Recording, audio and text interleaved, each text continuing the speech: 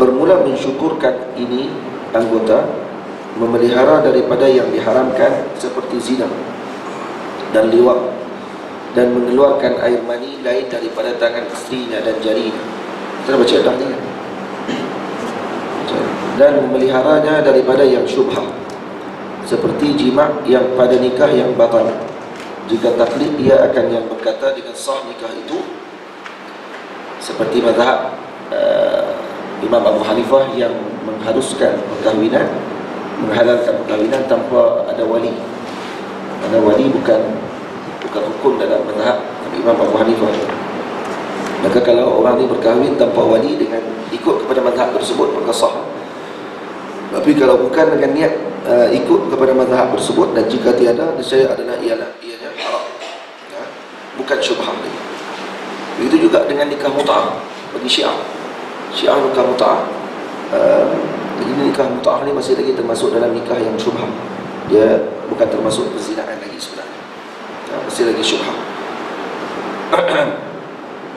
Yang tak bolehnya kalau gabung mazhab semua lah, itu tak boleh.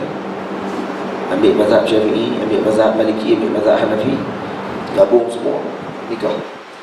Mazhab Syafi'i kena ada 5 rukun, ya.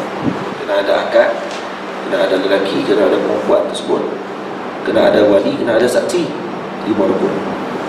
Dan kalau kata mazhab Maliki, Maliki tak wajib saksi.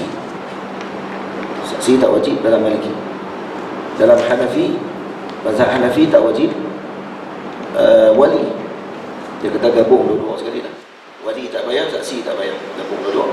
Ada perempuan lelaki dengan akad kan, rosak.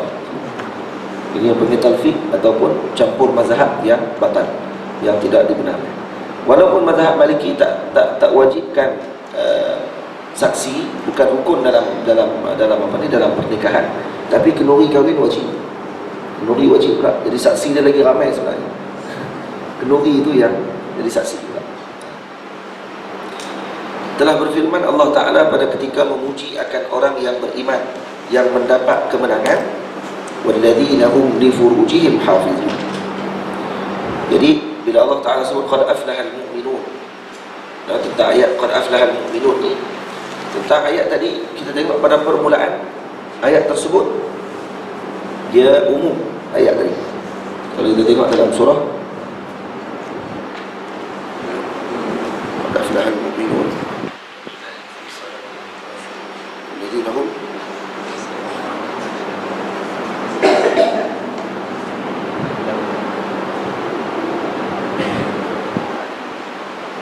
sampai kat mana tu yang sebut?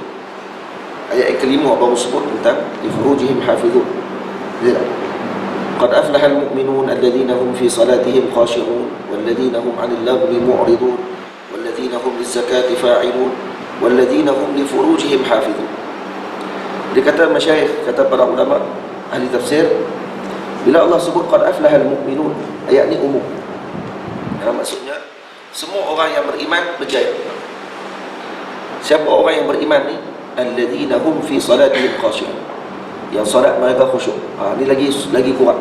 Tadi ramai, dia jadi macam bentuk piramid lah. Yang tadi al-mu'minun tadi ni, dia macam bentuk bahagian bawah piramid, bahagian tapak piramid. Alladzina hum fi salatihim khashi'un, solat yang khusyuk dia makin naik atas sikit, dia makin kurang. Walladzina hum 'anil laghwi mu'ridun, lagi naik atas sikit lagi kurang lagi kelompok manusia tersebut. Walladzina hum liz-zakati fa'ilun, dia naik lagi peringkat di atas. Walladzina hum li furujihim hafizun, lagi naik atas peringkat yang lagi sikit. Illa ala azwajihim aw ma malakat aymanuhum fa innahum ghairu malumin faman ibtagha wara'a dhalika fa ulaika humul 'adun. Kemudian ada lagi walladzina hum li amanatihim wa ahdihim ra'un walladzina hum ala salawatihim yuhafizun, sampai habis. Jadi dia makin sikit, makin sikit, makin sikit. Maksudnya makin dikaitkan dengan sesuatu, makin kurang bentuk kelompok manusia tersebut. Jadi orang yang boleh mengamalkan kesemua yang disebut dalam surah ni, maka inilah orang yang betul-betul aflah. Inilah orang-orang yang betul berjaya di sisi Allah Ta'ala. Itu maksudnya. Jadi termasuk sifat mereka yang berjaya di sisi Allah adalah orang yang menjaga kemaluan mereka. Dan Artinya, dan sekalian yang memelihara mereka itu akan segala faraj mereka itu, kecuali atas sekalian isteri dan sahaya mereka itu. Kecuali kepada isteri dan juga hamba yang mereka miliki, aimanihim, illa ala azwajihim aw ma malakat aimanuhum fa innahum ghairu malumin. Yang perempuan yang dan sahaya mereka yang perempuan, maka bahawasanya mereka tiada dicela. Yang ini tak apa, tak ada masalah. Dan ketahui olehmu bahawasanya tiada sempurna memelihara faraj itu melainkan dengan memelihara mata daripada melihat perempuan yang haram dilihat. Jadi Syekh sekarang masuk kepada cara untuk jaga mata. Macam mana nak jaga, cara macam mana nak jaga faraj.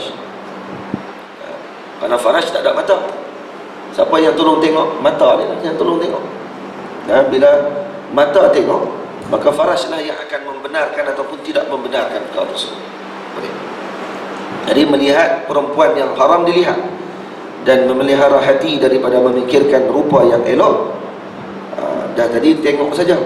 Kemudian dia mula main surah dalam hati dia waktu tersebut. Dia duk gambarkan perempuan tersebut, dan memelihara perut daripada memakan yang syubhah, dan juga daripada bersangatan kenyang.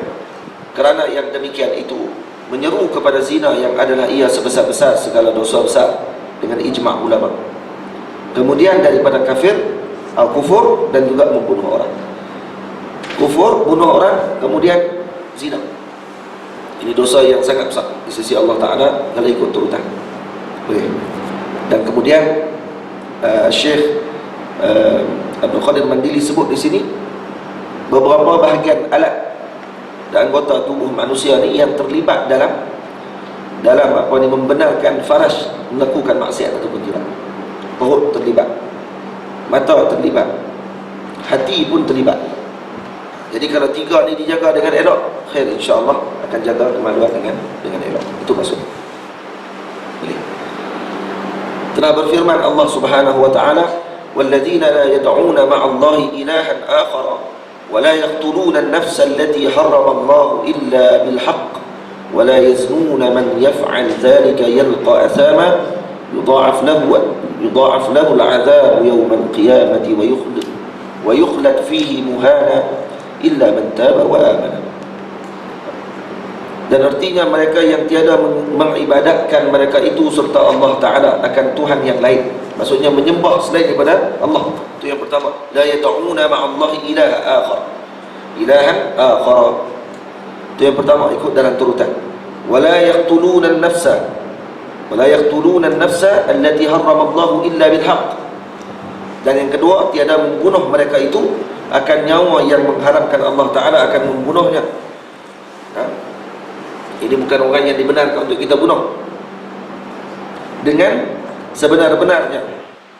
Yang ketiga apa dia? Illa bila wala yaznuna wa man yaf'al dzalika yalqa atham. Yang ketiga disebut zina. Jadi Syekh sebut tadi, ini dosa yang ketiga disebut ikut turutan yang disebut dalam Al-Quranul Karim oleh Allah Ta'ala selepas kufur dan juga membunuh. Dalam ayat Quran yang ada disebut tentang perkara itu. Ini dalil kata apa? Ini dalil kata dosa zina ni adalah dosa yang sangat berat. Moga Allah Ta'ala jaga kita dan keturunan kita daripada perzinahan. Amin ya rabbal alamin.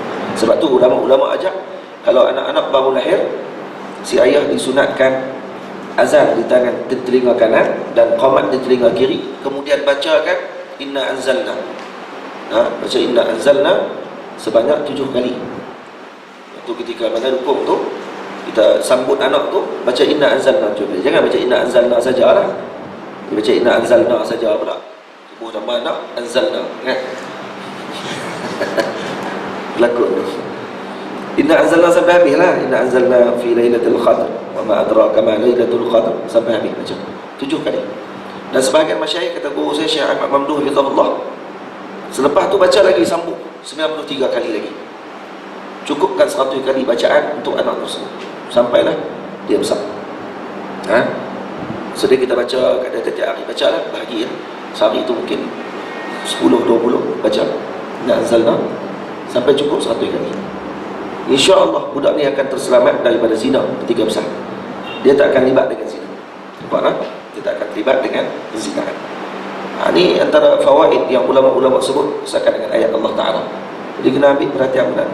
Sebab tu doktor, kalau kata tengok ada budak-budak yang baru lahir, kemudian ayahnya tak ada, kemungkinan tak datang pada waktu tersebut, ada urusan kerja dan sebagainya, yang ada hanya si ibu, ataupun tidak ada waris pada waktu itu yang lelaki yang boleh untuk nak azankan dan qamatkan pada telinga budak tersebut, kita yang tolong qamatkan, kita yang tolong azankan. Panggil lah pembantu hak yang lelaki, doktor-doktor lelaki untuk tolong main azan. Boleh. Dia kena ambil perhatian sebab kena kesian kat budak tu, kena kesian kepada budak tersebut. Sebab budak ni kadang-kadang bila lambat azan, lambat qamat, dia ada kesan besar pada kehidupan dia. Selepas tu dia diganggu mudah dengan makhluk-makhluk halus ni, dia mudah diganggu. Ada seorang adik saya ada cerita yang kerja di tempat sekali dengan dia. Dia sebut kata ada anak dia ni anak kepada yang sahabat kawan kerja dia ni, kata memang mudah diganggu. Benar sekali kena lah macam orang Melayu kita sebut sampuk. Kena sampuk bila duduk tepi sungai, waktu matahari duk rembang, matahari tengah nak terbenam tu, duduk tepi sungai, dan sungai tersebut tempat orang Hindu duk muja. Duk muja tokoh Hindu tempat tersebut. Anak tadi kena dengan gangguan tersebut. Kemudian dia jadi makin tak sihat. Kaki anak tu makin kecil sampai mati. Kalau bukan kita kata yang benda tu bagi kesan, yang bagi mati dan sebagainya, Allah Ta'ala. Cuma ada sebab dia. Bila dia minta untuk cek ayah yang si suami dia ni jenis orang sains sungguh, tak percaya langsung, benda-benda ni tak percaya langsung, tolak semua. Dia memang sains ni tak cukup vitamin ni, dia kata bagi makan vitamin lah. Vitamin larat nak makan vitamin budak tu umur 4 tahun. Umur 4 tahun, dia kurang 2 tahun kot dalam keadaan yang macam tu. Suruh pergi jumpa ustaz yang pandai-pandai, yang boleh untuk nak ubat, baca doa sikit, tak mau. Semua tak tahu. Memang sains semua lah ni, ahli sains. Dia memang profesional, memang kerja besar lah. Yang kakak tu pun katanya memang gaji besar lah di tempat tu. Jadi Allahumma salli ala sayyidina Muhammad. Sampailah anak dia pun meninggal, tanpa ada sikit pun siapa-siapa pun main baca doa. Selesai lah. Dah lama lepas tu lahir anak yang kedua. Anak kedua dia pun anak perempuan. Tadi anak lelaki. Anak perempuan pun masa besar tak ada apa lah. Bila masuk sekolah, dia kata masuk dalam tandas kena penyepak. Tak tahu dengan menentang apa. Masuk kena penampak dalam tandas. Tak ada siapa yang tampak. Ada lah yang tampak tu, tapi dia tak nampak kan. Lepas kena penampak tu, dia jadi macam suka duduk sorang-sorang. Dia suka menangis. Duduk di sekolah pun suka teriak.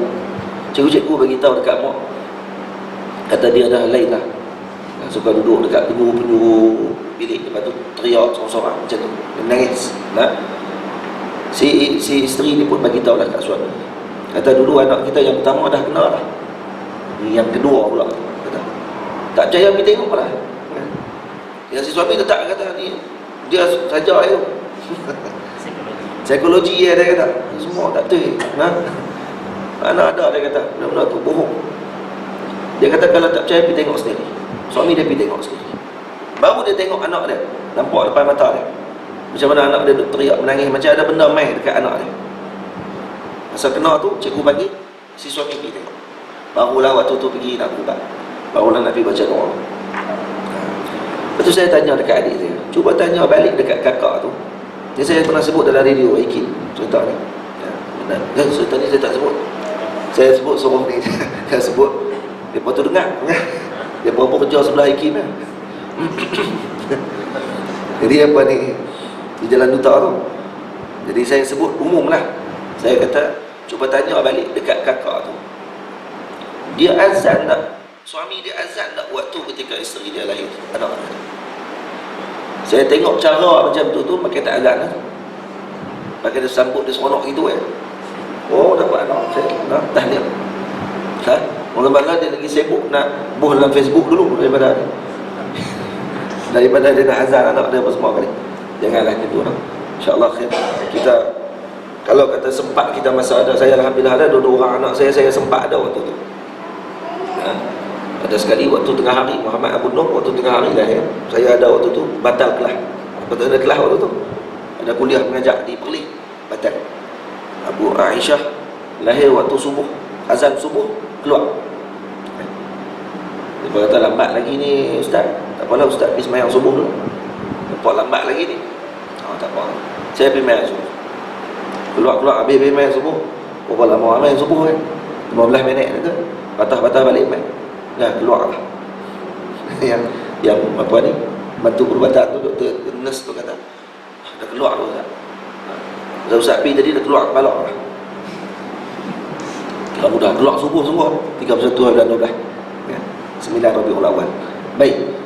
Jadi apa ni, saya lah azan saya apa semua sempat lah. Tapi kalau kita tak sempat, tahu kan kita ada kesibukan pada waktu tersebut, pesanlah pada siapa-siapa yang boleh azan. Dan kalau doktor pun yang ada di tempat tersebut, doktor kena ambil perhatian. Jangan bagi budak tu terkena dengan gangguan dan sebagainya. Ada seorang anak kawan saya ni terlewat sikit azan sebab dia ada sedikit panggil apa, macam jadi masalah sikit pada jantung, terus masuk dalam balang, tak sempat azan. Jadi selepas dalam 2 minggu 3 minggu baru keluar daripada balang. Bawa lah si ayah ni, pelajar azhar kita, bawa pergi jumpa dengan seorang tok guru nak tahnik. Bila tahnik tok guru ni pegang-pegang kan, dia ada gangguan ni budak ni. Dan memang tiap malam macam teriak kan budak ni. Nangis budak biasa. Lepas tu masalah tahnik, yang tu pun ada kesan juga sebenarnya kepada budak tadi. Dia jumpa dengan para salihin, para ulama untuk mereka tahnik anak tersebut. Yang ni benda-benda yang sepatutnya kita ambil perhatian. Kerana ni kesan kepada budak tadi. Dan ini diajarkan oleh Nabi kita Muhammad sallallahu alaihi wasallam, ditunjukkan oleh para sahabat Nabi radhiyallahu alaihi wasallam. Mereka bawa anak-anak mereka jumpa dengan Rasulullah untuk ditahnik. Dan ini sunnah Nabi. Sunnah Nabi sallallahu alaihi wasallam. Baik. Dapat doa daripada masyayikh, dapat doa daripada para guru, tu pun alhamdulillah. Ini kena ambil berat semua. Kadang orang kita tak ambil berat sangat benda-benda macam ni. Dah rasa tak apa kot. Banyak anak ni jadi nanti. Jangan. Baik. Ini nak elakkan daripada zina. Baca gitu. Kemudian ada lagi yang disebutkan oleh para ulama, seperti yang disebutkan oleh Imam Zarruq radhiyallahu anhu dalam kitab ini Nasihat Al-Kafiyah.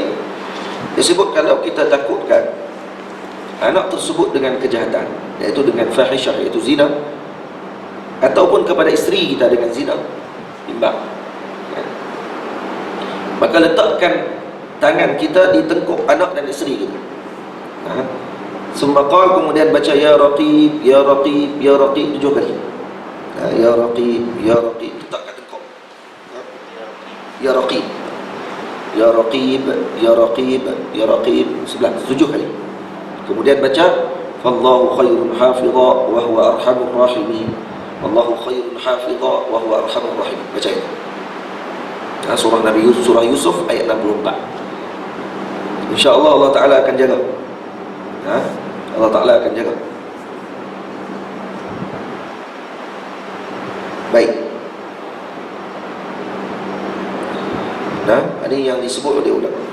Ada satu cerita tentang fallahu khairun hafidha wa huwa arhamur rahimin. Diceritakan ada seorang ulama sufi. Satu hari dia keluar nak berniaga. Dia ni ahli perniagaan. Dia keluar dalam perjalanan keluar tadi, dia doa kepada Allah Ta'ala. Masa tu isteri dia mengandung. Ini disebut oleh Imam Ibn Atha'illah As-Sakandari dalam kitab dia. Bila dia keluar, dia doa kepada Allah, ya Allah, jagalah kandungan anak, jagalah anak dalam kandungan isteri itu tersebut. Dia doa itu. Dia dapat beritahu waktu ketika dia duduk perniagaan dia di luar negara tersebut, kata isteri dia mati terbakar. Isteri dia mati terbakar.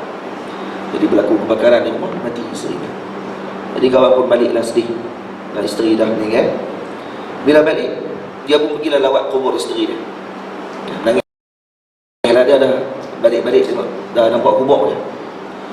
Dan kemudian bila balik ke rumah, sebelum dia balik tu, masa dia nak balik, dia dengar satu suara sebut, "Wahai fulan, korek dah balik kubur isteri kamu tadi, dan tengok apa yang berlaku." Maka dia pun bila dengar suara tu, dia korek kubur balik. Dia tengok ni perut bini dia duduk bergerak. Maka dibelahnya perut isteri tadi, keluar anak tadi. Anak hidup, bini mati. Satu suara tu sebut, "Kamu doa kepada kami untuk kami jaga anak kamu, kami jaga anak kamu. Kalau kamu doa jaga isteri kali, isteri kamu pun hidup balik." Maksudnya apa dia ni? Ini karamah para awliya lah. Hidup orang mati balik ni karamah para wali. Ini tak ada masalah apa. Hidup kata benda tak logik pula. Ini karamah para wali. Jadi suara tu suara siapa? Suara malaikat. Suara malaikat Allah Ta'ala. Nampak tak? Yang Allah Ta'ala utuskan. Ini dipanggil Al-Hatif. Kalau kita buka kitab-kitab ulama tasawuf, disebut dengan Sami' Al-Hatif. Dia mendengar satu suara yang menyeru dalam ghaib. Dia panggil Hatif suara tersebut. Dengan Hatif tu terjemah telefon pula. Ada orang terjemah telefon. Teruk. Sami' Al-Hatif. Ada telefon dah zaman ni. Tu kitab zaman bila lu? Tahun 900 lebih. Hatif dia terjemah telefon. Dalil kata tak beli. Hatif bukan telefon. Hatif ni suara yang seruan yang didengar dengan ghaib. Dan daripada ni awliya, wali-wali Allah Ta'ala. Bukannya suara-suara seruan yang pelik-pelik tu, yang pergi suruh sembelih pak, kan? Pancung mak sendiri, kan? Tetak adik-beradik, tu bukan dia tu. Tu memang syaitan. Ni awliya, wali-wali Allah Ta'ala. Dia berlaku macam tu. Jadi doa ni, "Wallahu khairun hafidha wa huwa arhamur rahim." Ini kita doa, baca, insya-Allah khair. Allah jaga keluarga kita. Gitu. Dia ada banyak lagi ni disebut oleh ulama-ulama dalam kitab ni. Tapi tak apa, aku tak payah baca kan. Malu kau orang baca. Sebab ni dia ada, walaupun kitab ni masya-Allah tabarakallah. Ni kitab tasawuf, dia cerita pasal tasawuf, dia cerita pasal ilmu, dan ni dia cerita juga pasal adabul muasyarah. Muasyarah zaujiyah. Cara macam mana nak berhubungan suami dan isteri. Pagi-pagi Ramadan tak payah lah. Ramadan dia lah. Kalau nak cerita apa? Cerita pemalu ni ramai tak nikah lagi sebenarnya. Ramai tak nikah lagi. Bila kitab ni dia cerita ni sekadar untuk nak maklumat yang disampaikan ni ada dalam kitab Ihya Ulumuddin yang disebutkan oleh Imam Ghazali rahimahullah, dengan adab muasyarah zaujiyah, adab macam mana untuk berhubungan suami dan isteri. Baik. Yang penting kita jaga anak kita, jaga isteri kita tu. Ada orang ni tak percaya, tapi kita kena percayalah, kena yakinlah, husnuzan dengan Allah Ta'ala, insya-Allah khair. Kalau kita jaga, insya-Allah isteri kita jaga. Kita tak jaga, lepas tu kita nak isteri kita jaga. Hebat kan? Kita nak kena baik. Kalau kita nak isteri kita pun baik, kita pun kena baik lah. Itu yang jadi kepada seorang lelaki. Bila mana dia ni buka emas, kedai emas, dan jadi wali Allah Ta'ala, dia awliya, buka kedai emas. Masa dia tengah duk meniaga emas tu, tengah duk buka kedai emas ni, buka kedai gelang emas semua tu, datang seorang perempuan cantik main nak beli emas. Perempuan ni main duk tunjuk-tunjuk tengok emas ni. Dia pun minta satu gelang. Dan perempuan ni nak bubuh gelang sendiri tak boleh. Maka dia minta tolong kepada si tuan ni lah, pemilik kedai ni, untuk tolong bubuh. Awal pun bubuh pun tersentuh tangan perempuan tadi. Terdetik dalam hati dia perasaan pada waktu tu. Jadi bila terdetik dalam hati dia perasaan tadi ni, terjatuh gelang tadi daripada tangan dia. Kemudian tak apalah, selesaikan urusan tersebut. Mungkin perempuan tu beli tak beli, wallahualam. Dia tutup kedai. Balik rumah tu. Dia balik rumah, kemudian sampai di rumah dia tanya kat isteri dia, "Hari ni apa yang berlaku di rumah?" Isteri tak beritahu. Isteri dia tak ada apa. Bagi tahu suruh-suruh dia kata, "Apa yang berlaku di rumah kita? Apa-apa yang berlaku pada kamu lah." Tak ada, dia kata tak ada apa. Paksa lagi. Itu baru isteri dia sebentar. Jadi saya macam biasa lah, keluar rumah ambil air, bahkan pakai buyung tu, pakai buyung bawa ayak, nak ambil ayak di tempat lain, masuk dalam rumah. Zaman dulu kan ada paip kan. Jadi saya pergi ambil ayak macam biasa. Sampai di tempat ambil ayak tadi, saya jumpa dengan orang yang selalu duk bantu ambil ayak kita tu. Ada fulan ni lah, lelaki ni, dia ni selalu duk bantu kita lah, duk angkat barang, duk angkat ayak ni. Jadi saya tengok hari tu dia pun bawa juga bekas dia sekali nak bawa ayam. Jadi saya cedok ayam dalam bekas, saya masukkan dalam bekas saya, dia pun cedok juga. Jadi silang-seli lah. Masa cedok tadi, di tangan dia terbelagar tangan saya dan terberhenti pada waktu tersebut. Jadi dia terlepas daripada tangan dia, lepas daripada dia tersentuh tangan saya, terlepas cedok yang dia pegang tu. Terus dia angkat barang, terus balik. Apa kata suami? Alhamdulillah. Dia kata, kalau aku buat tadi lebih kat perempuan tadi, dah tentu dia pun akan buat lebih kat aku. Faham? Kalau lah aku sentuh tangan perempuan aku dah usap tangan perempuan tadi kan, buat benda pelik dengan perempuan tadi, dia pun akan buat macam tu juga kan. Dan macam mana perasaan perempuan tu, macam mana tu dari isteri kita akan sama tu. Faham tak? Atau ada seorang raja yang diceritakan yang dia nak test tengok. Sebab dalam Quran Allah Ta'ala sebut kama tadinu, dalam hadis sebut kama tadinu tudan. Seperti mana yang kamu buat tu akan dibalas balik. Dia dalam bahasa Melayu kita dipanggil hukum karma. Nah, ada benda ni ada. Nama saya tak pernah nak sedap sebut karma tu. Macam Hindu dia kan. Tak, ni ada dalam benda ni. Kama tadinu tudan. Macam mana kamu buat, macam tu dibalas semula. Cerita dia pun bila dah si raja ni, dia ada satu sejarah hidup lah. Dan dia nak tengok betul tak sejarah hidup dia ni akan berulang balik. Satu hari dia ada anak puteri dia yang comel, segak puteri dia. Dia lepaskan puteri dia untuk dia berjalan di kota. Seronoklah si budak perempuan ni boleh lepas jalan seorang-seorang. Dia pun pakailah pakaian yang biasa, bukan pakaian puteri. Jalan, orang tak kenal kata dia puteri. Keliling kota, sampai dekat istana, lari masuk dalam istana, menangis. Si raja tanya, ni kenapa teriak? Kenapa menangis? Dia kata, tadi saya berjalan tadi di seluruh kota. Dia kata, Alhamdulillah, elok, seronok. Tapi bila saya sampai di pintu nak masuk istana tadi ni, ada seorang lelaki mari peluk saya, cium saya. Dia peluk, cium saya. Jadi saya takut, saya lari masuk dalam. Orang zaman dulu takut lah. Orang zaman lah Allah Allah lah kan. Peluk, cium lah, seronok tak. Dia lari masuk dalam, dia nangis. Apa kata si raja? Alhamdulillah. Alhamdulillah. Saya nak tanya kenapa ayah cak Alhamdulillah pula, saya yang kena cium. Dia kata, dulu saya pernah buat macam tu kepada seorang perempuan yang saya tak kenal. Masa saya muda dulu, saya pernah cium seorang perempuan, dan Alhamdulillah Allah balas dah hari ini. Orang cium anak saya balik badan. Nasib baik saya tak lebih dah. Kalau saya buat lebih kepada perempuan tersebut waktu ketika muda dulu, dah tentu dia pun akan buat lebih kepada kamu. Faham? Kalau tadi itu dah, InsyaAllah. Jaga elok lah. Sebab tu kita kena jaga ni, waktu muda ni kena jaga elok. Janganlah duk buat benda-benda yang macam tu. Kalau kita duk bercinta dan sebagainya, janganlah keluar-keluar dengan lelaki perempuan ni, jangan, bahaya. Keluar tak pegang tangan pula, makan-makan sekali, nanti anak kita pun akan buat yang macam tu. Na'udzubillah. Nampak tak? Bimbang takut bila buat macam tu, nanti kita pula jadi jam, kita pula marah. Dia kita fikir, aku pernah buat ni lah. Baik, saya tak pernah buat. Saya tak pernah buat, tapi kenapa anak saya keluar? Ni main mana? Tanya kat isteri kita, dia pernah buat tak? Pernah tu. Saya tak nak buat. Saya ni solehah semua. Nama pun solehah. Saya ni menjaga semua. Mana saya buat benda-benda pelik-pelik tadi? Alhamdulillah min dzalik. Tanya kat Tok Wan tadi. Tok Wan dia buat tak tu? Tok Wan dia buat ke? Tok Wan pun tak buat ke? Mungkin moyang dia seorang dah pernah buat. Ada seorang moyang dia mungkinlah pernah buat gitu. Baik. Apa tadi tu? Sudah. Ni kena jaga.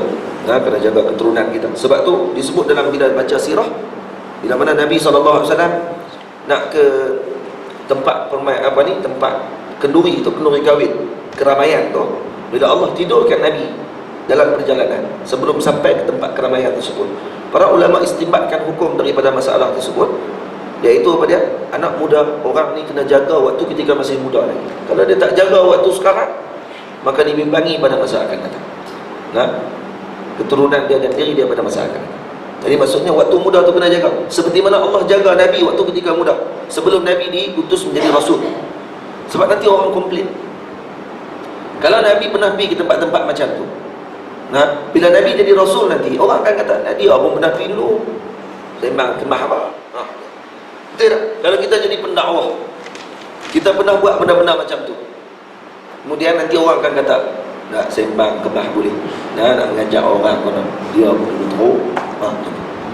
Orang tak tengok halak ni kadang-kadang. Dia ada lagi panggil orang zaman lah ni yang dia tengok hak yang masa silam. Dia suka ambil masa silam. Sebab tu pendakwah orang ni kena jaga sungguh-sungguh waktu ketika mana. Apa nak? Berdasarkan daripada sirah tadi. Berdasarkan daripada kisah kehidupan baginda Rasul sallallahu alaihi wasallam. Jadi kita kata tu Sayyidina Umar minum arak semua kali. Atau sebelum haramnya arak. Faham tak? Jangan kiahkan tu. Masa tu arak tak haram, tak haram pula dah.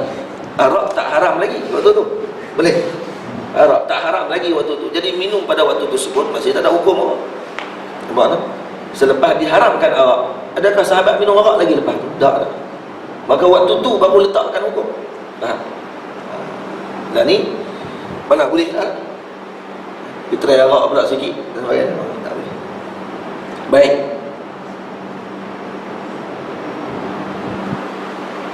Dan tiada membunuh mereka itu akan nyawanya. Macam dah. Dan tiada berzina mereka itu, dan barang siapa mengerjakan akan yang demikian itu, nescaya berjumpa ia akan siksa. Nah, yalqa athama, atau akan telaga dalam api neraka Jahannam. Sebagian pandangan yalqa athama sebagian pandangan ulama mengatakan bahawa ni adalah telaga dalam api neraka Allah Ta'ala, yang mana akan dilemparkan orang-orang yang berzina dalam telaga tersebut. Khas teruknya orang berzina ni di akhirat nanti, orang yang pernah berzina, na'udzubillah min zalik. Dan moga Allah jaga keturunan kita dan diri kita daripada perkara tersebut. Dia ada tempat khas dalam neraka yang dia akan duduk di tempat tersebut. Kerana ahli neraka pun tak tahan dengan dia. Ahli neraka sendiri minta dengan Allah, ya Allah, tolong pindahkan pok ni. Busuk. Oh, mereka pun busuk juga. Tapi mereka tak tahan dengan harga busuk lagi daripada mereka. Kemaluan orang berzina ni busuk. Sangat busuk. Sangat busuk sampai ahli neraka tension dengan busuk. Pada ahli neraka pun busuk juga. Mana ada neraka wangi? Ahli neraka mana ada wangi? Ada. Ahli neraka seorang wangi dah. Tak ada wangi ya. Semuanya busuk sama naik ya. Tapi ahli lagi busuk. Kami tak tahan, ni lagi busuk pada kami. Punya beratnya ahli neraka ni, orang yang berzina. Dan dia akan ditempatkan di satu tempat khas. Punya hina ya, orang yang berzina ni ditempatkan di tempat khas. Tapi sekarang orang yang berzina, penzina dijadikan idola. Betul tak? Penzina jadikan idola. Dia berzina, tapi dia lepas tu jadi idola. Sebab apa? Media main sikit isu, dah kali naik balik orang ni, nama dia jadi elok balik. Naik elok dengan apa? Dengan media kan? Media akan main isu balik. Lagi lupa orang tentang perkara tersebut. Ya, mungkin dia bertaubat kepada Allah Ta'ala. Khair, insyaAllah. Nampak tak? Kita tak ada masalah. Cuma dia angkat-angkat, dia agung-agung orang yang macam ni. Kalau di negara barat lagi teruk, saya ada lagi anugerah lagi untuk penzina-penzina. Pelakon-pelakon porno ada anugerah lagi. Award, ada award tu tak tahu. Lakon porno mana yang paling porno? Waktu dia ada juga lah. Lakon porno yang paling porno sekali. Gila. Ini orang panggil, Masya Allah, hak Nabi sebut tu jelas. Hak Nabi sebut kata nanti orang akan berzina seperti keldai. Orang akan bersetubuh di depan orang ramai seperti keldai. Tak ada malu dah dan sebagainya. Dah berlaku sekarang. Jelas-jelas berlaku depan mata kita. Bukanlah kita mesti nampak orang tu berzina dekat session bar. Inilah tanda kiamat. Hak porno dalam internet dan sebagainya tu. Yang tu lah tu.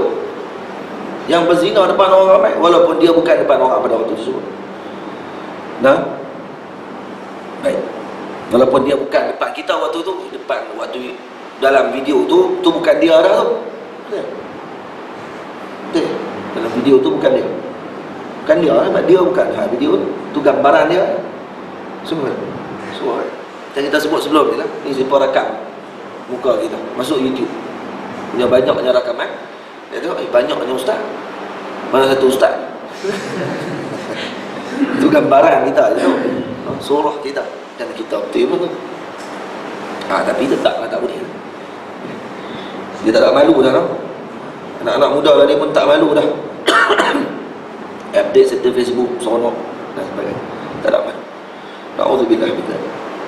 Jadi kita kena kawal tengok anak-anak kita ni. Hebat mereka ni kan. Muhammad Abu Nur ni kecil lagi. Baca pun tak erti. Tapi YouTube mesti buka kartun. Tapi dia buka kartun dia, saya pun letak safety mode. Kita keluar benda black-black. Jadi dia buka kartun dia. Seronok kartun hak kita tak pernah tengok pun dia boleh pergi cari kartun tu. Tahu dia mik mana tu? Mana-mana cari dia jumpa kartun tu. Tengok kartun. Tapi kartun je lah. Dia pandai lah kan. Kita sembunyi tak mana pun game, dia boleh cari lah folder game tu. Dia boleh baca ni game. Nanti kata budak zaman lah. Lepas tu kata sebahagian guru kita, budak-budak zaman lah ni dia cepat memayis daripada budak zaman dulu. Budak zaman dulu mungkin umur 7 tahun baru memayis, budak zaman lah mungkin 4 tahun 5 tahun dah memayis. Dia dah boleh beza dah. Jadi memayis ni dia bukan mesti had dengan umur, kata sebahagian masyaikh. Yang had dengan budak ni boleh membezakan satu perkara tersebut. Dan budak zaman lah lagi cepat dengan tamyiz dia. Maksud dia boleh beza, dia boleh tengok benda ni baik, benda tak baik. Kadang-kadang dia boleh tengok dalam kartun tadi, dia boleh gelak pula waktu tu baru 4 tahun. Kartun tu buat lawak boleh gelak ni, maksud dia budak cerdik lah. Kalau boleh gelak tu budak cerdik, kalau tengok nampak blur tu. Lepas tu Allahu'alam lah. Dia tengok dia gelak, dia faham lah. Dia faham ni maksudnya dia cepat tangkap lah. Ya. Lepas tu kata mumayyiz dia lagi cepat. Baik. Atau terdapat dalam api neraka Jahannam, digandakan baginya akan siksa pada hari kiamat. Keluar nanah daripada kemaluan. Keluar nanah daripada kemaluan dan sebagainya. Khususnya bagi orang yang dah berkahwin kemudian berzina. Dia dah kahwin dah, ada yang halal, tiba-tiba berzina pula. Sebab tu kalau isteri tengok suami nampak teruk sangat, kan? Dia dah nampak memang duk kawan dengan orang lain dan sebagainya. Dia duk keli lah, kan? Yalah, memanglah mana ada perempuan yang boleh tahan kalau kata diduakan. Tapi daripada suami tu buat jahat di belakang dia dengan jahat, dia baik suruh buat dengan cara yang halal. Itu pun cara dia. Dia buat macam mana? Dia duk jahat. Dan kali dah ni benda poligami dan sebagainya jadi jahat pula dah. Bila orang kahwin 2-3 nampak jahat. Itu pandang benda jahat yang nampak tak elok pada benda tu semua. Nampak tak? Kenapa? Dia pun kerana media juga. Media main isu ni. Boleh. Kalau tengok Sayyidina Hasan, Sayyidina Husain radhiyallahu anhu, Allahu akbar. Isteri dia sampai berapa puluh orang.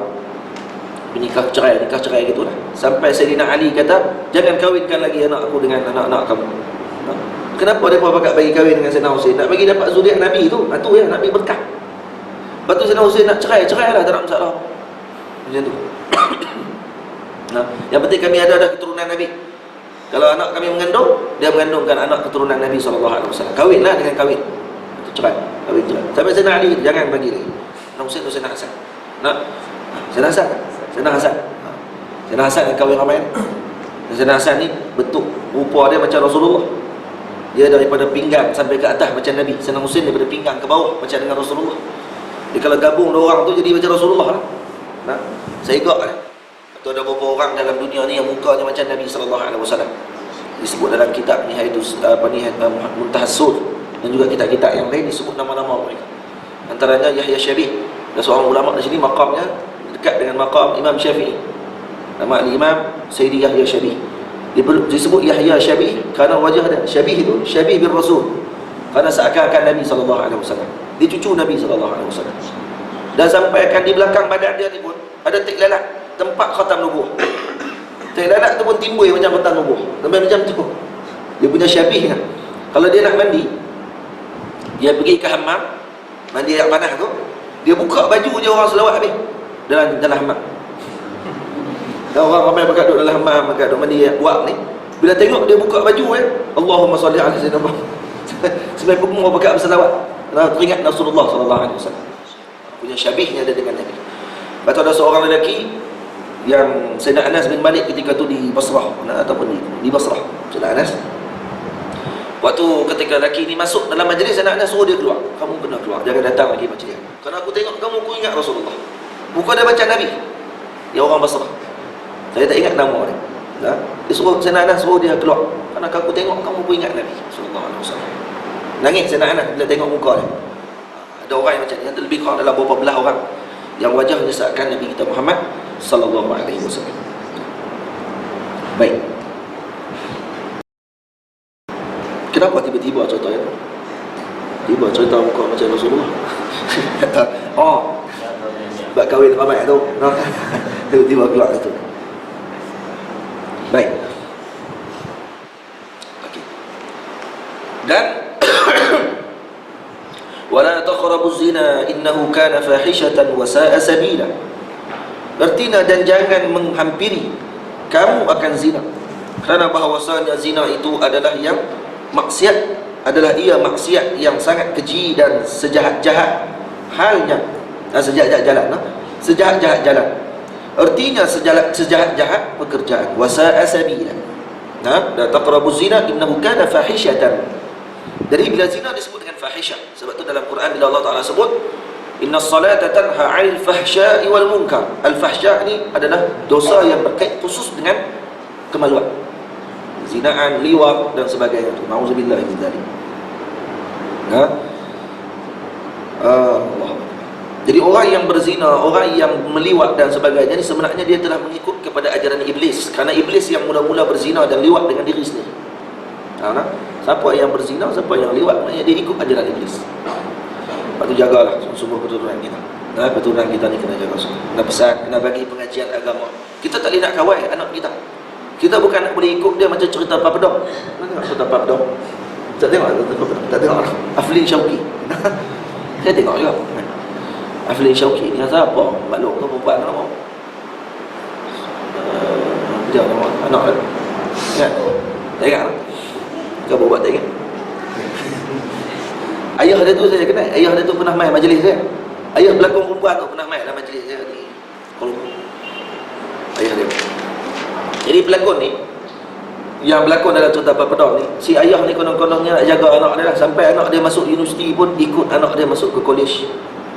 Sampai sanggup berlakon jadi orang perempuan, duduk dengan satu asrama apa semua. Konon-konon nak tengok anak dia jangan kawan dengan orang lelaki. Bukan cara dia macam tu. Kita bukan boleh ikut anak kita pergi mata. Tak. Kita ada siapa? Kita ada Allah Ta'ala. Ajak dia jangan takut, kena takutkan Allah. Tu ya cukup lah. Nampak tak? Seperti yang diajak oleh Sayyidina Sri Sakti kepada Ma'ruf Karqi. Ma'ruf Karqi diceritakan dia diajak oleh bapa saudara dia Sri Sakti agar setiap malam pada umur dia dalam berapa tahun, dalam 3-4 tahun si ayah akan kata kepada si bapa saudara ni, kata, wahai anakku, sebutlah sebelum kamu tidur, Allahu syahidi, Allahu nazirun ilayya, Allahu ma'i, Allahu ma'i, Allahu syahidi, Allahu nazirun ilayya. Itu sebut tu. Allahu ma'i, Allahu naziri, Allahu syahidun ilayya. Allahu ma'i, Allahu syahidi, Allahu nazirun ilayya. Allah bersama dengan aku. Allah selalu memerhatikan aku. Allah nazirun ilayya, dan kemudian Allahu syahidi, Allah yang menyaksikan segala perbuatanku. Allahu nazirun ilayya, dan Allah memerhatikan apa yang aku lakukan. Sebut yang tu setiap malam. Sampailah umur dia 11 tahun, dia kata, tak ada lagi dalam perasaan hatiku pada waktu tersebut untuk aku melakukan maksiat. Kerana apa? Kerana ke semua benda aku akan memandang kepada Allah Ta'ala. Aku nak buat apa saja pun tak boleh. Sebab tu Sayyidina Ma'ruf Al-Karqi, dia disayang oleh guru-guru dia waktu ketika kecil. Tok guru semua sayang dengan dia. Bila orang tanya, mak ayah yang lain pakat tension sebab tok guru sayang dengan dia lebih daripada anak dia pun. Tok guru zaman dulu dia hantar ke Kutab. Kutab ni tempat mengaji bahasa menulis, mengaji Quran dan sebagainya. Jadi bila hantar si anak-anak mereka ni semua ke tempat tersebut, anak-anak balik ceritalah kepada ayah dan mak. Kata, Ma'ruf ni orang lagi sayang, tok guru sayang kat dia lagi daripada kami. Mak ayah pun pakat main jumpa dengan cikgu. Kenapa sayang dekat Ma'ruf ni lebih daripada orang ni? Cikgu kata, baik, kita akan test dia. Maka diserahkan kepada budak-budak ni seorang seekor ayam. Disuruh masuk dalam, disuruh sembelih ayam ni di tempat yang orang tak tengok. Nampak tak? Lepas tu tak lama kemudian pakat bawa mari ayam. Semua kena sembelih dah. Anak-anak semua ni buat main. Lepas tu tanya, sembelih di mana? Yang siapa pun tak tengok. Saya sembelih dalam hutan. Ada sembelih dalam pondok, ada sembelih dalam macam-macam lah. Sembelih dalam tempat yang tersembunyi. Mai Ma'ruf tak sembelih. Kenapa tak sembelih? Kamu kenapa tak sembelih? Ni ayam ni hidup elok ni. Saya tak ada nak sembelih. Sebab apa? Sebab di mana-mana saja ada yang memerhati. Siapa yang perhati? Allah. Masa tu umur berapa tahun? Berapa tahun baru waktu tu? 7-8 tahun. Allah berhati saya, dia kata. Masya Allah.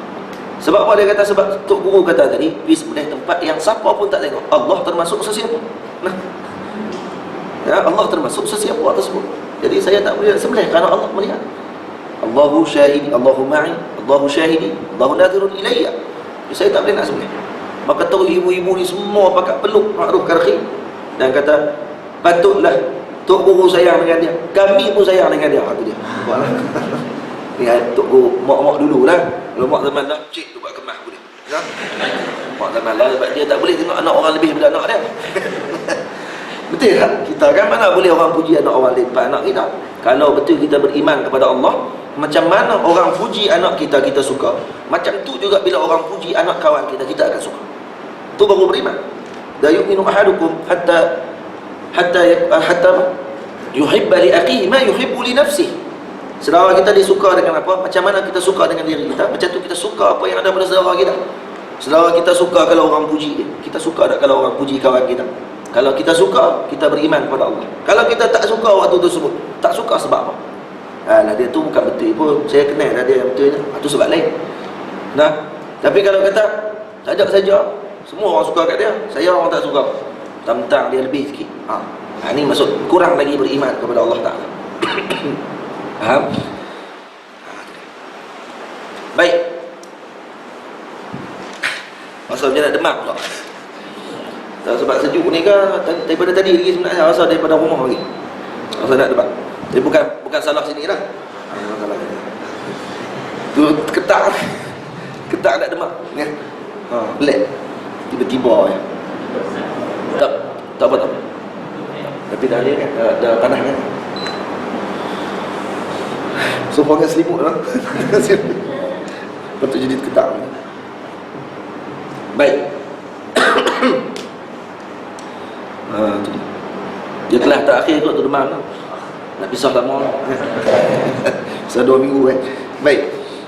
Telah menceritakan oleh Imam Al-Bukhari radhiyallahu anhu dan Imam Muslim daripada Sayyidina Ibnu Mas'ud radhiyallahu anhu berkata, ia bertanya aku akan Rasulullah sallallahu alaihi wasallam, apa dosa yang lebih besar daripada sisi Allah Ta'ala? Bersabda ia, bahawasanya engkau jadikan bagi Allah Ta'ala akan yang menyengutui. Maksudnya jadikan ada sekutu bagi Allah Ta'ala, dan ia jua menjadikan engkau akan dikau, sedangkan yang jadikan kamu adalah Allah. Nampaklah? Tapi kamu sekutukan Allah Ta'ala. Para ulama sufi bukan sekutu di sini hanya menyembah, termasuk ta'alluq dengan benda lain. Kita gantung hati kita dengan sesuatu yang lain pun dia dah menyekutukan Allah Ta'ala. Macam tu sekali para sufi, para ulama salihin. Tak boleh. Jangan. Semua kena sandar kepada Allah Ta'ala. Bersembah aku, bahawasanya demikian itu yang sungguhnya dosa yang sangat besar. Bersembah aku. Kemudian apa ya Rasulullah? Bersabda ia, bahawa engkau bunuh anak engkau kerana takut engkau bahawa makan ia serta engkau. Ni sebahagian ulama gunakan hadis ni untuk mengelakkan untuk melarang tahdidun nasab. Tahdidun nasab ni apa dia? Merancang keluarga. Sebahagian ulama mengatakan sedemikian. Jadi yang ulama yang membenarkan pula ada qaid dia. Tahdidun nasab yang macam mana yang dibenarkan, yang mana tak dibenarkan. Yang tak dibenarkan yang muabbad. Contohnya potong terus. Yang yang dia tahu bagi tu. Orang doktor tahu lah. Potong apa-apa lah kan. Yang sehingga menyebabkan perempuan ni tak boleh mengandung dah secara adatnya. Adatnya perempuan ni tak boleh mengandung. Nampak tak? Tapi kalau hanya pakai tiup, kalau pakai dengan alat-alat yang lain, orang kahwin tahulah kan. Kalau pakai alat tersebut untuk merancang, itu masih dibenarkan dalam pandangan sebahagian ulama. Nampak tak? Sebahagian yang pegang dengan pandangan memang tak boleh langsung, memang tak rancang langsung lah. Yang tak boleh ni, kait dia apa dia? Bahawa makan serta engkau, maksud kita takut tak boleh nak bagi rezeki pada anak tersebut. Yang bagi rezeki bukan kamu, Allah yang bagi rezeki. Kamu nak bimbang apa? Kita pula lebih-lebih bimbang supaya kita pula yang bagi rezeki ke anak kita. Sebab tu jangan takut dengan sebab tu. Saya anak cakap 4 orang, kalau lebih daripada 4 saya tak sega. Ada agak leh tu. Anak dia lebih daripada 4, dia kata badan dia jadi tak segak dah. Tak segak kira dia. Nah, jangan macam tu.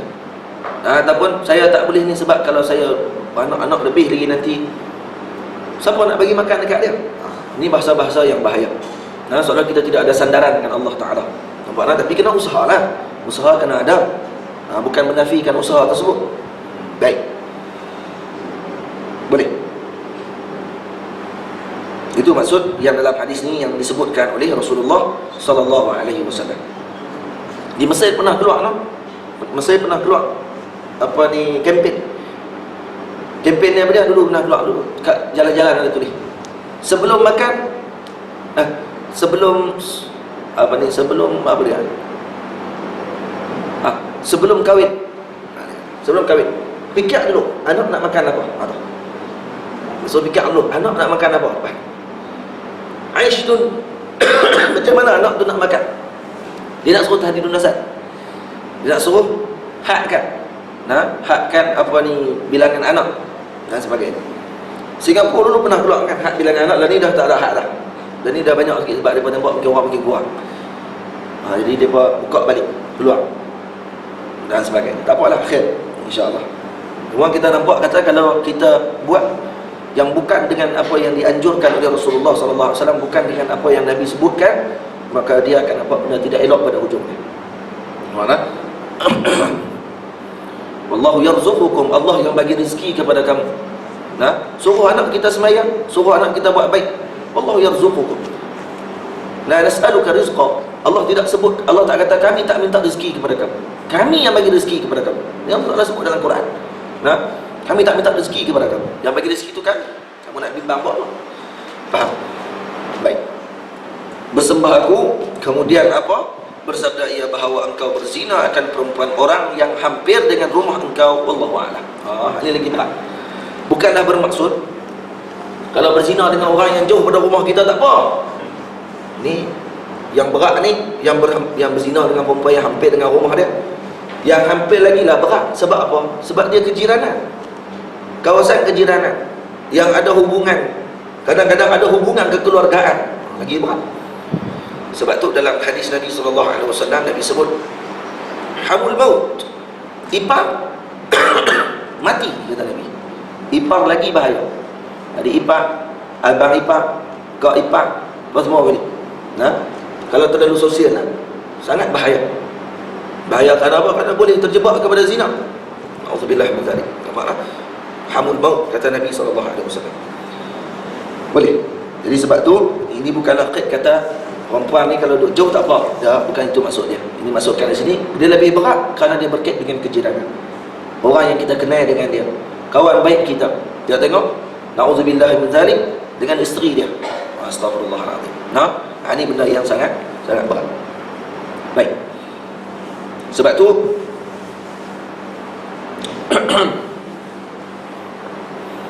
para ulama mengatakan antara sebab-sebab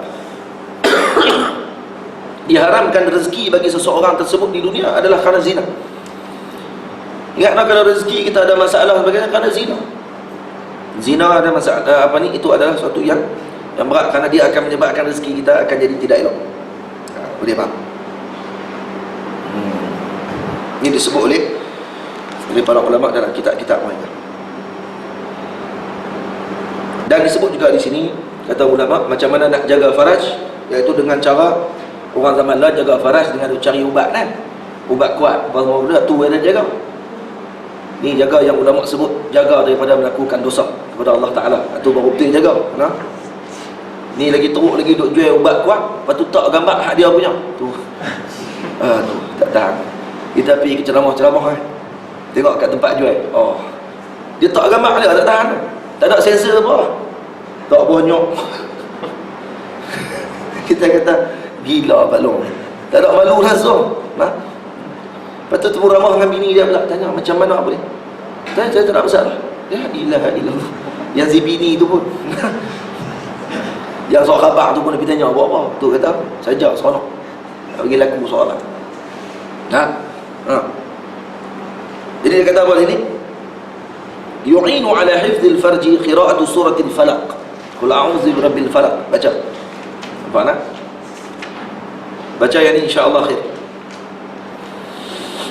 Dan kemudian banyakkan baca Subhanal Malikil Quddus. Subhanal Maliki Al-Quddus, Subhanal Malikil Quddus, Subhanal Malikil Quddus, baca selalu. Ini juga menjaga faras kita daripada melakukan zina. Juga banyakkan baca Was-Sama'i Wat-Tariq. Baca surah Was-Sama'i Wat-Tariq. Banyakkan baca surah Was-Sama'i Wat-Tariq, insya-Allah menjaga juga daripada zina. Faham? Dan ni saya baca sikit lah. Dilarang, kata ulama, jangan menyentuh zakar dengan tangan kanan. Begitu juga orang perempuan jangan menyentuh kemaluan faraj dengan tangan kanan. Kalau kita nak basuh kemaluan kita dan sebagainya, tangan kiri. Dan juga dilarang mendatangi isteri selepas mana kita mimpi. Kita mimpi dulu, mimpi keluar air mani, lepas tu kita pun terus bersama dengan isteri kita. Nah, kita mimpi, bangun-bangun tidur, Allah mimpi, tengok-tengok isteri duduk sebelah, terus mendatangi isteri dia pada waktu tersebut. Maka kata ulama, qila wa dhalika yurisul junun fil walad. Ini akan mewarisi kegilaan pada anak tersebut. Anak jadi gila. Ini ulama sebut dalam kitab kan. Nampak tak? Dan kalau orang yang dia mendatangi isteri dia dalam keadaan dia tidak langsung ada mula'abah. Apa macam mana semua? Main-main dulu. Nah, bersonok-sonok dulu dengan isteri, belawak-belawak dulu, kan? Geletek-geletek dulu, itulah. Cakap benda tu juga, kan? Tujibu kaunal waladi jahilan ghabiyan. Kalau pergi terus sama dengan isteri, dia masuk bilik tengok bini dia terkam terus serupa dengan rimau. Anak ni jadi bodoh dah ni. Anak yang lahir daripada persetubuhan dia macam tu jadi gila, jadi bodoh. Lepas tu kena mula'abah dulu. Nah, kena ada juga asyrah tu kena baik. Kena sembang dulu dengan dia baik-baik. Nampak lah? Yang orang nak kahwin lah. Tak takut anak jadi bodoh. Boleh. Dan berlembut dengan orang perempuan ni akan menyebabkan kecintaan tu akan lebih bertambah. Boleh. Habislah, ada lagi banyak tu saya tak mau baca lah. Lepas tu kalau mimpi suratin muharramatin uqubatun, kata ulama, kalau kita mimpi dan dalam mimpi tersebut nampak surah muharramah, kita mimpi dengan orang perempuan lain, alhamdulillah. Mimpi tak apa masalah kan. Ada uqubah indal awliya. Awliya kata ni uqubah. Ni masya-Allah. Para wali kalau mimpi tak elok, bangun tidur, tension memang. Ada dosa apa yang aku buat hari ni sampai mimpi tak elok? Surah muharramah. Kalau kita surah apa pun tak apa. Nah. Nama pun mimpi kita. Marah pula orang tu. Tu. Tengah-tengah dulu mimpi tu orang mereka. Sok-sok. Aduh, dia ni. Marah kawan kita. Sebab apa? Siapa suruh gerak? Sabar sikit. Wa bi ghairi suratin ni'mah. Kata wali, kata para ulama, Imam Zarruq sebut apa dia? Kalau mimpi tanpa surah. Dia mimpi tapi tak ada surah apa. Keluar ayat mani. Ada ni'mah. Dia nikmat kepada Allah Taala. Kenapa nikmat? Kerana air mani dia tak boleh duduk lama dalam kantung air mani. Orang yang tak kahwin, dia akan ihtilam. Dia akan ihtilam. Dengan ihtilam tu akan menyebabkan dia kitaran air mani tu akan jadi elok. Faham? Sebab tu jangan talak keluar, jangan istimna. Kalau istimna kadang buat keluar bukan pada waktu dia. Nampak? Wa bi suratin syar'iyyah karamatun. Kalau mimpi dengan surah syar'iyyah, mimpi dengan isteri dia, dia mimpi isteri dia juga dalam mimpi tersebut, ataupun bidadari di syurga yang isteri dia nanti mari dalam mimpi tersebut, ada karamah. Ini karamah daripada Allah Subhanahu wa taala. Ada seorang syekh tengah sembahyang malam, tengah-tengah sembahyang, kemudian datang seorang perempuan dengan rombongan perempuan datang ke bilik dia. Segak tak ada dah. Mari terus duduk di atas dia punya paha. Terkejut dah ni syekh Sa'id. Wali ngadu sembahyang, perempuan ni mai duduk atas riba. Perempuan ni kata, "Saya adalah isteri abang di syurga Allah Taala." Dia kata, "Ya Allah, kalau hak ni isteri aku, tarik nyawa aku waktu lah ya Allah." Mati waktu tu juga. Dan dia mati waktu tu. Mana? Dia tengok tu bini dia di dunia lagi, bidadari. Bidadari ni tuan-tuan kalau tengok tak ada apa lah orang di dunia. Tak ada seorang lelaki ni raja. Dia kahwin dengan isteri dia ni, puteri yang paling comel lah di negeri tu. Zaman dulu lah, puteri raja semua paling comel. Zaman dulu Allah Alam lah. Zaman dulu kan macam tu kan. Kalau kita baca cerita-cerita zaman dulu, puteri ni lah yang paling segak. Puteri ni paling, sebab orang kampung semua huduh lah. Puteri tu lah paling, tak lah. Bila sebut paling segak, orang lain pun segak juga. Tapi puteri tu paling segak. Buat macam mana? Jadi bila dia kahwin dengan yang paling segak ni, satu malam dia mimpi jumpa bidadari. Dia mimpi jumpa bidadari, dia bangun-bangun tengok muka bini dia muntah tu. Rupanya paling segak pun tak ada apa sebenarnya. Tapi jangan bimbang, insya-Allah perempuan yang baik di dunia ni dia akan lebih segak daripada bidadari dalam syurga Allah Ta'ala akhirat. Walau macam mana keadaan pun dia di dunia, dia tak segak di dunia, tapi dia isteri yang solehah, dia akan lagi segak daripada bidadari. Nampak tak?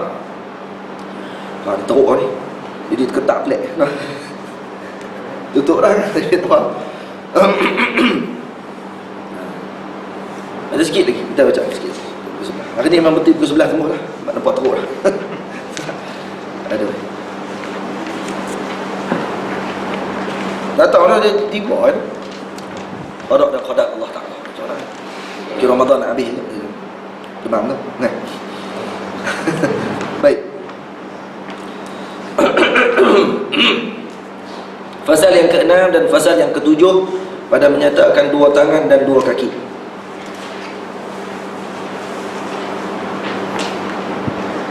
Oh ni, ada satu yang sebut ni. Disebut, dia kata Allah Ta'ala telah menyebut dalam sebahagian kitab yang diturunkan, sama ada Injil ataupun Taurat ataupun dalam Zabur. Dikatakan bahawa annallaha ta'ala anallahu la ilaha illa ana rabbul ka'bati ugnil hajja walau ba'da hin wa afqiru zani atau afqiru zani walau ba'da hin. Ufqiru az-zani walau ba'da hin. Maksudnya kata Allah Ta'ala, orang yang berzina ni, aku akan fakirkan dia walau ba'dahi. Selepas tu dia akan fakir. Nampak tak? Betul? Sungguh. Orang yang berzina ni, dia mungkin dia buang kerja, dia buang kerja. Sebab dia berzina, kan itu. Dia buang kerja. Kan dah diharamkan rezeki pada waktu tersebut. Patutnya dapat rezeki bulan-bulan, tak dapat pada waktu tadi. Diharamkan rezekinya pada waktu tersebut. Na'udzubillah min dzalik. Jauhkan kita daripada zina. Ketahui olehmu bahawasanya Allah Ta'ala menjadikan ia bagi engkau akan dua tangan dan dua kaki kerana beberapa manfaat yang bangsa akhirat dan yang bangsa dunia.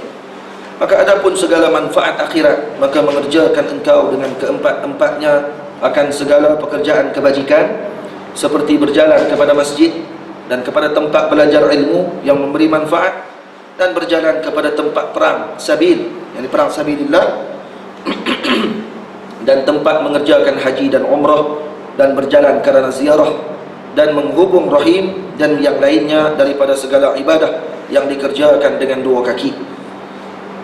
Dan seperti menghilangkan yang mungkar dengan tangan, dan menulis akan ilmu, dan berjabat tangan dengan orang yang soleh, dan yang lain daripadanya daripada segala ibadah yang dikerjakan dengan dua tangan. Baik, saya rasa kena berhenti sekat dulu. Saya dah tak tahan, tak boleh. Jadi makin ketak tu. Dia sejuk, tak tahu sebab. Minta maaf lah. Minta maaf. Suara macam biasa, tapi dalam badan ni Allah Ta'ala yang tahu. Suara macam biasa kan, dia tak ada masalah apa pun kan. Memang tak ada masalah apa, tapi teruk lah. Tangan pun dah pucat, dah jadi putih lah tangan. Wallahu'alam. Minta maaf banyak-banyak. InsyaAllah kita jumpa lagi 2 minggu. Minggu depan tak ada, minggu sekali lagi pun tak ada. Lepas tu minggu sekali lagi 31 Julai insyaAllah kita akan bertemu semula. Kita akan sambung bacaan kita Penawar Bagi Hati insyaAllah. Jadi saya minta maaf banyak-banyak kepada semua, dan moga-moga Ramadan ni akan menjadi Ramadan yang terbaik bagi kita insyaAllah. Ampunkan dosa-dosa kita, ditingkatkan darjat kita di sisi Allah Ta'ala. Dan mohon doalah kepada semua, kalau kita bertemu dengan malam Lailatul Qadar, jangan hanya doakan diri kita saja, tapi doakanlah seluruh kebaikan kepada kita semua lah, kepada Datuk Duta, kepada kepada Ustaz Sakuan dan keluarga dan seluruh pegawai dan sebagainya. Doakan kebaikan, doakan rahmat daripada Allah Ta'ala, dan doakan kepada kita semua lah, orang yang belajar di Bumi Mesir pun ditambahkan ilmu, diberikan rahmat dan maghfirah oleh Allah Subhanahu Wa Ta'ala. Moga dengan berkat tersebut Allah Ta'ala akan temukan kita dengan baginda Rasul sallallahu alaihi wasallam di akhirat nanti, amin ya rabbal alamin. Wa sallallahu ala sayyidina Muhammad wa ala alihi wasahbihi wasallam. Alhamdulillahi rabbil alamin.